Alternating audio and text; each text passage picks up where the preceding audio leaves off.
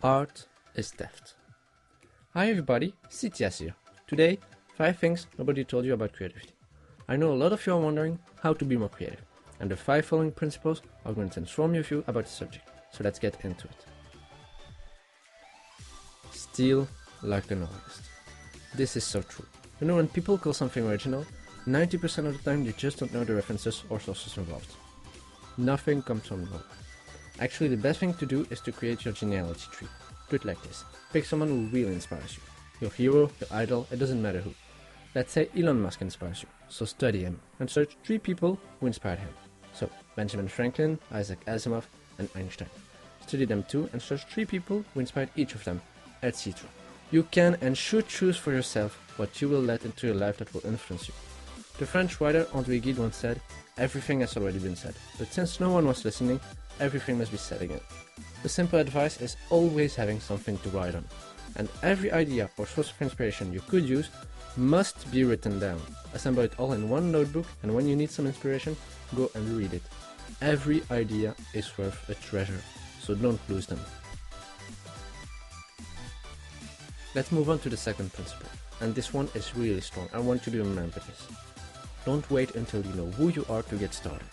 You'll never be ready until you start. You will never know who you are until you start making stuff. It might be scary, but it is worth it. Most people suffer from what is called the imposter syndrome. I myself used to. I've tried a lot of things, and here I am, another self-development YouTube channel. I love practical psychology, fight mediocrity, and improvement pills. It inspired me, and you may think that I'm stealing. And so it is.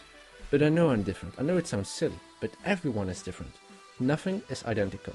Humans are not capable of reproducing identically something. Copying is not plagiarism, as long as you transform it, as you have more than one source of inspiration. And I know the more I read books or study the life of my heroes, the less I feel I'm copying. Nobody is born with style. We're created by imitating our heroes and choosing our sources. You probably know the quote, "Fake it till you make it." This is very powerful. Behave like a millionaire if you want to be one. Dress for the job you want and not for the job you have. This is not an unfounded principle. This has been proved hundreds of times. You maybe think that if you're happy, you will behave happy, but it goes reverse too. You make yourself happy by behaving like someone happy. If you find this interesting, leave a comment and I'll make a video on it. Third principle. Write the book you want to read. Don't write what you know, but what you love. If you love the book or a movie, try to write a fan fiction about what happens next. Ryan Holiday, an author that I like, explained in his book Ego is the Enemy that he had searched for such a book and didn't find it, so he wrote it himself. Write the book you want to read. You can do this for music too. What would make a great album for? Fill in your favorite band. Think of your favorite books, movies, songs, etc. And ask yourself, what did they miss? What could have been better? What will the sequel look like? You crave sequels. Why not channel that desire into something productive? The best piece of advice is to apply this to your life too. What would make a greater story? And write it. Write your own life so that your story becomes amazing. You decide for your own life. Don't let the others write the book. You are the author. Retain this. Draw, make, write, and paint what you like. Fourth principle. Use your hands.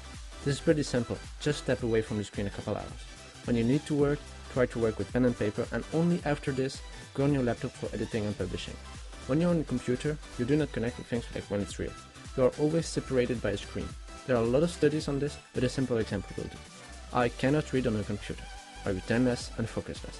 And don't tell me I'm the only one. I started like this, reading books on my laptop. After a while I stopped and thought that I just was bad at reading, and now here I am, reading 2 or 3 books every week. Real books. What the other mean is that you need to interact with your surroundings to be creative. Write ideas on post-its and put them everywhere. Stand up, go for a walk, doodle when you're on the phone. Just don't stay passive.